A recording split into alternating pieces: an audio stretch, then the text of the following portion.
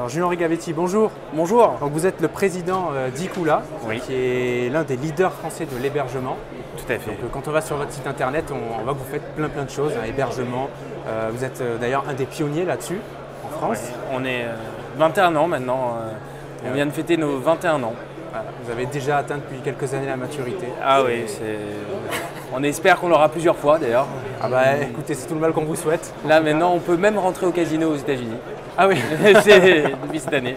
Et donc Icula, pour ceux qui l'ignorent, sur Clubic fait partie de la galaxie des hébergeurs avec bien sûr OVH, Amen, Hostpapa, One and One, Scaleway. Alors j'avais envie, pour débuter, ensuite on reviendra un petit peu sur le parcours de votre entreprise, et envie de parler d'un point particulier sur les blockchains et les crypto-monnaies. Est-ce que vous pouvez nous dire brièvement, alors j'ai vu déjà que la demande avait explosé, Ouais. Apparemment vous avez fait x50, c'est ça, sur Oui, un an. tout à fait. Voilà. Et qu'est-ce qui explique cet engouement pour Alors on a pour la commencé par la crypto-monnaie, qui a été vraiment le minage de crypto-monnaie, qui a été vraiment le sujet avec des cours aléatoires. C'était assez intéressant. Donc on a vu que les cours influaient sur la quantité de serveurs. Et là, on a eu une mutation, puisque les crypto-monnaies, il y a eu beaucoup de volatilité et une diminution de la valeur, ce qui a permis de faire émerger d'autres usages qui sont la blockchain. En réalité, la blockchain est la base de la crypto-monnaie, mais la blockchain peut être utilisée à autre chose. Et aujourd'hui, notre x50 se fait sur d'autres usages que la crypto-monnaie de la blockchain. Donc ça va de la validation de documents, de la garantie de certaines transactions, tout un panel. À partir du moment où il doit y avoir la charge de la preuve, aujourd'hui la blockchain prend sa place. Et les startups françaises sont très imaginatives. Donc c'est beaucoup des professionnels avant tout qui viennent vous voir. Oui, c'est beaucoup. On est la première brique d'un système qui va fournir des logiciels aux PME, aux TPE, autour de la confiance. En fait, et c'est la chaîne de confiance. Est-ce que ce phénomène se poursuit en 2019 déjà? Alors oui, parce qu'on était quand même. La beauté de la chose, c'est que c'était encore que du lab. Ouais. Donc le x50, c'est fait que sur du lab. Donc demain, on est sur la production. Donc la production, c'est encore plus d'enjeux pour les startups qui sont devenues maintenant des entreprises qui ont un vrai modèle économique, et elles doivent grandir, et donc on continue à grandir avec elles. Peut-être un point aussi sur les crypto-monnaies. Vous n'avez sans doute pas manqué que le Bitcoin, les crypto-monnaies en général étaient un peu de s'effondrer. Beaucoup disent que les crypto-monnaies sont déjà quasiment mortes. Pourtant, on voit que Facebook veut s'y mettre, on voit que d'autres grandes entreprises veulent s'y mettre. Quel est votre avis là-dessus? Non, les crypto-monnaies ne sont pas mortes. Le Bitcoin, je ne sais pas, je ne suis pas un expert Bitcoin. Par contre, nous, ce qu'on voit, c'est qu'il y a des crypto-monnaies limite d'État qui vont sortir, des crypto-monnaies de banques. C'est-à-dire que certaines banques vont s'emparer de la crypto-monnaie comme outil de conversion interne ou de transactions interbancaires. Lagarde avait milité pour ça, notamment il y a quelques mois. Ça permettrait d'éviter certains coûts de transfert entre les États, permettrait d'avoir une monnaie d'échange unique entre les États. Il y a vraiment un intérêt fort à faire de la crypto-monnaie pour les États. Donc moi je pense que c'est pas mort. Aujourd'hui, le problème du Bitcoin, c'était la contrepartie. À partir du moment où on a une organisation européenne, mondiale, ou à une entreprise de taille certaine, européenne ou mondiale, qui garantit cette crypto-monnaie et la conversion de cette crypto-monnaie, moi je pense que ça va exploser. Alors oui, quelles conséquences en termes de chiffres, j'ai envie de dire, pour vous sur cette explosion de la demande? Alors, il y a deux parties. Il y a une explosion du volume de serveurs et d'éléments. Après, il y a aussi sur le chiffre, on a fait beaucoup d'accompagnement start-up. Donc l'impact du chiffre aujourd'hui ne s'est pas fait sentir. On était principalement dans du lab avec de l'accompagnement start-up. Là, les chiffres commencent déjà. C'est des multiples, c'est des pourcentages à 3 chiffres. Donc là, on passe sur des modes en production. Et là, on a vraiment un revenu qui commence à exploser. D'accord. Je passe maintenant à autre chose. J'ai vu que Icula se vend d'un positionnement qui est centré sur l'humain. Oui. Alors, certains diront là aussi que c'est un peu général, un peu vague. Je ne vais pas me tourner pour montrer mon t-shirt, mais je ne sais pas si ça passera, mais I'm not a robot, ouais.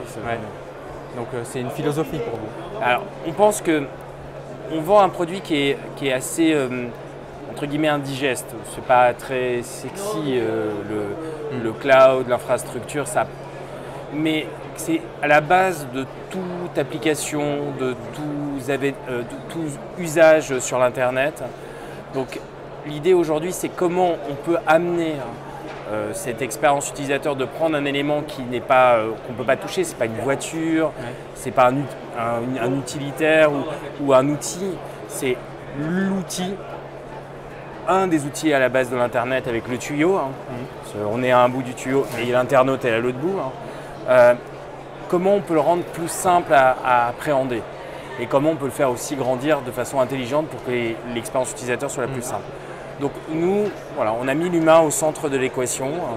On fournit une infrastructure, c'est automatisé, il y a tout ce qu'il faut, mais on essaie de créer un contact humain avec un geek spécialiste qui va échanger en direct, qui va être le contact unique. On va avoir ensuite certains volumes, une équipe support dédiée qui va s'occuper d'un client et va connaître le client, quelle que soit sa typologie. Donc oui, on a travaillé énormément là-dessus pour remettre l'humain au centre, en tout cas nos humains au centre de la map. D'accord. Alors on va passer à quelques questions éco-business maintenant. Est-ce que vous auriez le chiffre d'affaires par exemple 2018, je ne sais pas si vous avez publié vos comptes encore, vous pas, ou éventuellement 2017, si vous avez une tendance aussi. Non, nous on appartient à un fonds coté, parce qu'on appartient en partie à un fonds qui s'appelle Ardian, qui est le premier fonds de private equity européen, avec 100 milliards sous gestion. D'ailleurs je les salue. C'est passé.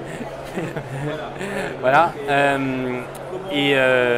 Aujourd'hui, on est sur un chiffre d'affaires qui avoisine les 10 millions d'euros.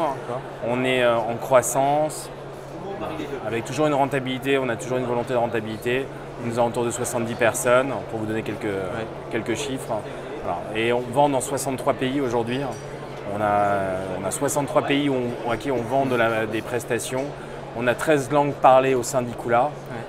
Donc c'est une belle aventure humaine et tournée vers l'extérieur avec des clients dans le monde entier, ce qui est absolument fantastique pour nous. Est-ce que je dis une bêtise si je dis que vous n'avez pas les yeux plus gros que le ventre en fait à Icula? Parce que j'avais vu une vidéo de vous sur internet il y a quelques années où vous disiez que vous préfériez avancer petit à petit, ne pas essayer de vous noyer en fait.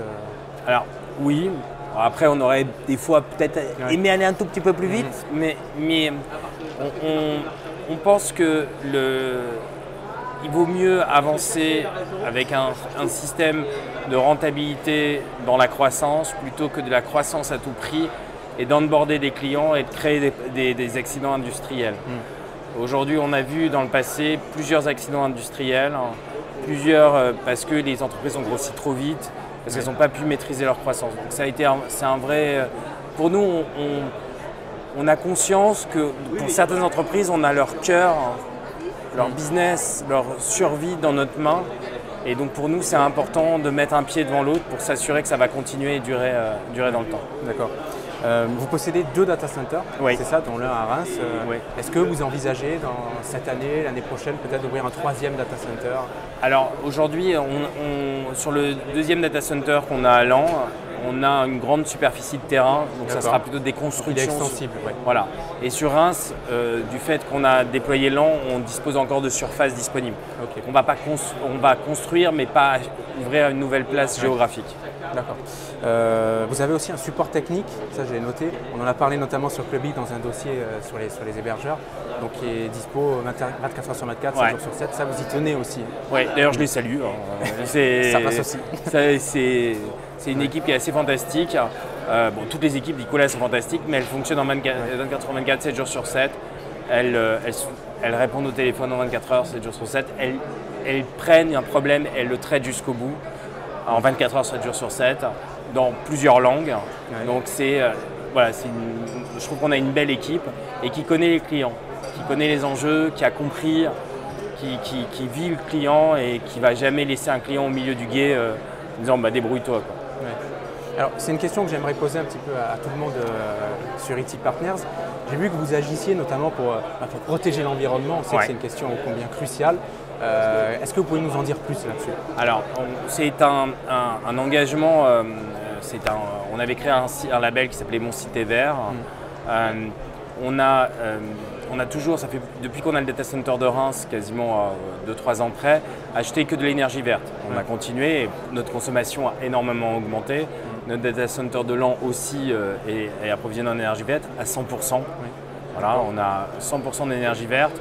On favorise le recyclage des éléments plutôt que de les détruire, c'est-à-dire donner ces équipements à des associations ou leur donner une seconde vie. On a toute une démarche autour de cette éco-responsabilité. On va favoriser par exemple des échanges thermiques avec l'extérieur plutôt que refroidir l'air froid, quoi, entre guillemets. On va favoriser des échanges thermiques. On a toute une stratégie qui sont une somme de petites choses, mais qui au bout du bout, on espère avoir un impact un peu moins important sur la nature et sur l'environnement. Parce qu'on a quand même un impact, un data center propre, ça n'existe pas malheureusement. On a un impact et on essaie de le diminuer au maximum. D'accord. Est-ce qu'il y a une famille de produits, on va dire, sur laquelle vous voudriez vraiment vous améliorer, sur laquelle vous voudriez axer la priorité? Je ne sais pas, peut-être les VPN ou l'hébergement ou le cloud. Est-ce qu'il y a vraiment une priorité actuellement pour vous? Alors notre priorité aujourd'hui, c'est de simplifier l'accès au cloud. Ouais. C'est-à-dire qu'aujourd'hui le cloud, c'est ou très compliqué, voilà, et très ouvert, ou très simple et très fermé. C'est-à-dire que où vous allez vers un fournisseur d'infrastructure qui va vous dire voilà les clés et débrouillez-vous, ou vers un fournisseur qui va vous fournir une solution complète mais va vous enfermer dans un environnement où vous n'allez plus pouvoir vous en sortir et vous allez perdre de l'argent, de l'énergie, à vouloir en ressortir et ça va être... Donc nous on voudrait créer un axe médian qui est de dire on vous simplifie la vie avec des solutions open source et on vous donne le code source pour que vous puissiez le rapatrier demain ailleurs si vous considérez qu'on ne fait plus l'affaire ou vous voulez le rapatrier en interne parce que vous avez une velléité de le rapatrier. Et d'essayer d'ouvrir vraiment un chemin qui n'est pas un chemin du propriétaire ou un chemin du do by yourself. Ouais. J'ai oublié de vous demander combien de clients compte Ecola aujourd'hui? 17 000. D'accord. Particuliers, professionnels, confondus? Alors on a principalement du professionnel. On a quelques petits particuliers, mais c'est très faible. Ramené à la. C'est peut-être un moyen de développement, on va dire, que vous ciblez aussi le grand public. On vend un produit qui est quand même. Ça plutôt à OVH, des acteurs comme ça. On considère qu'aujourd'hui, notre support s'attend à recevoir des appels de gens qui savent de quoi ce qu'ils font. Donc, et c'est pour ça qu'on arrive à garantir cette qualité de service. C'est parce que nos clients, on a identifié nos clients, on n'a pas choisi nos clients, mais nos clients ont été identifiés comme étant capables de gérer leur propre infrastructure. Et quand ils ne savent pas la gérer, on essaye de leur proposer des niveaux de services complémentaires. Donc voilà, donc le particulier aujourd'hui, si c'est un professionnel de l'IT qui a des activités à titre personnel, aucun problème, il sera hyper heureux chez nous. Maintenant, si c'est un particulier qui n'a pas de compétences techniques, il sera malheureux chez nous, je suis honnête. On a terminé. Merci, merci. Henri Gavetti, et bon courage pour Ecola. Et surtout pour, non mais là pour le salon. C'est bon courage pour le salon. Merci beaucoup. Au revoir.